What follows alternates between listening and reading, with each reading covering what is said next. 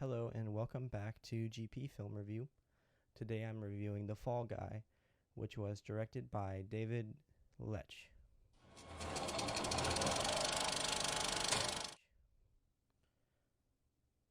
I'll start with the film synopsis, which I found on Rotten Tomatoes. He's a stuntman, and like everyone in the stunt community, he gets blown up, shot, crashed, thrown through windows, and dropped from the highest of heights. All for our entertainment.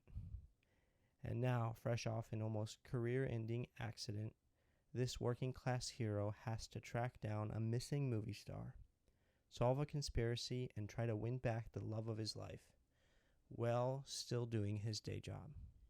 What could possibly go right? And I think that this is a great movie overall. There are some parts that I did not like, but overall I really enjoyed this film and thought it was pretty great. Definitely worth seeing. I'll start with the characters, and I think the characters in this movie are great.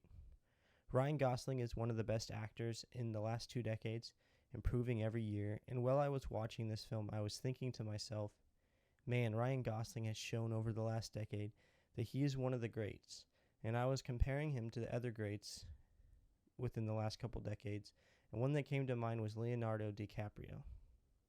And I was going to say that I think Ryan Gosling is a better actor, but after thinking about it, Ryan Gosling is a great actor, but he keeps playing the same type of roles over and over again.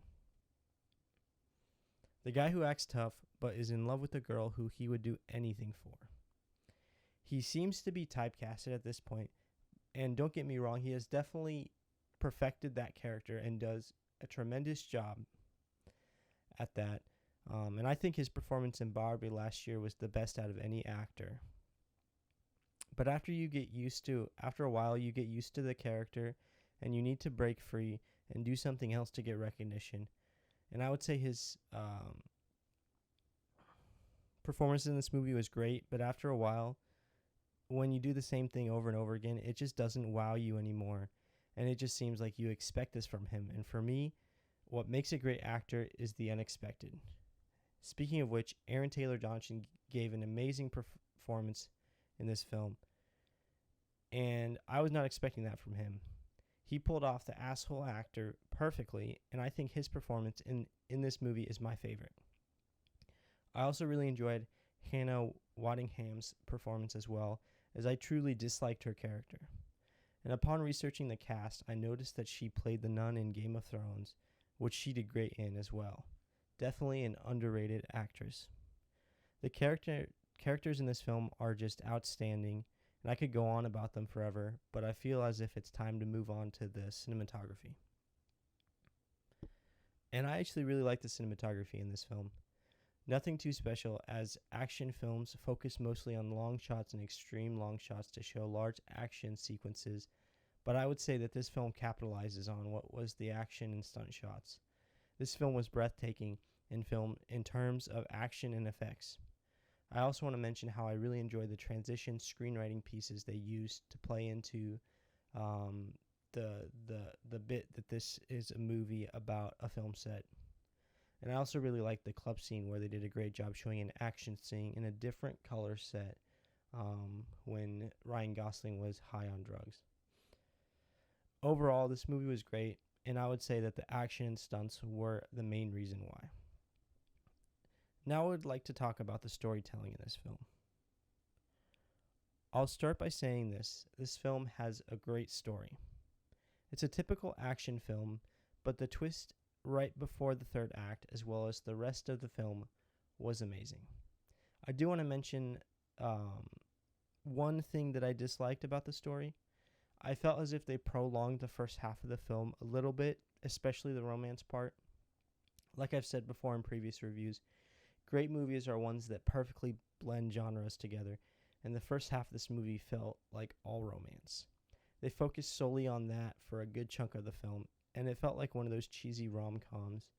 And don't get me wrong, rom-coms are my second favorite mixed film genre, but I just felt as if they played a little bit too much into it for this film, making it seem like the whole first half of the movie was a whole completely different movie. But once the second act started and the action continued, this movie was incredible. The stunts were great, the story was great, and like I said earlier, the characters were extremely well written and executed by all the actors and actresses. I just felt that they went 85-15 romance action in the first half of the film, and that to me was what kept this movie from taking it to the top. Now, the only thing that I would say could improve this movie would be the amount of romance in the first half of this movie. I would cut between the romance and show either a flashback scene or current scene of Tom Ryder and build up that a bit more.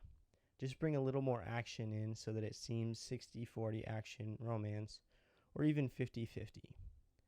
But other than that, I would not change anything about this film. And with the sound, I really enjoyed the sound in this film. It did a great job on the action sounds. The explosions were great.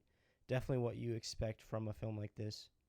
But what my favorite part of this movie was, in terms of sound, was how they elevated scenes with music playing that blended two different scenes together. For example, when Emily Blunt's character is at the bar singing Phil Collins' Against All Odds, which is a great song, by the way, and perfect for what she is going through. And they use that song to cut between the two scenes of her singing at the bar and Ryan Gosling chasing down the person trying to steal the phone, perfectly cutting on the beat and made it so enjoyable to watch. To conclude, I really enjoyed this film, and I would say so far it's one of the best films of the year. The characters were outstanding, well written, and well executed, and Aaron Taylor Johnson gave the best performance in my opinion. The action, shots, and stunts of the second half were incredible. I did, however, dislike how the romance drove the plot in the first half of the film. The sound in this film was great, especially when they used music to blend two separate scenes as one, elevating the excitement. And overall, I would give this film a 7.5 out of 10. Even though I said the first half was a bit too romancy for me, I would definitely recommend that you go watch it. The action and stunts were spectacular, and you definitely want to see that in a theater. Anyways, if you like this review, be sure to like and subscribe for weekly film reviews, just like this one. And I'm going to say this. I'm going to be a renowned film director one day, and you could say that you are one of my first subscribers on YouTube. So subscribe, and thank you for watching.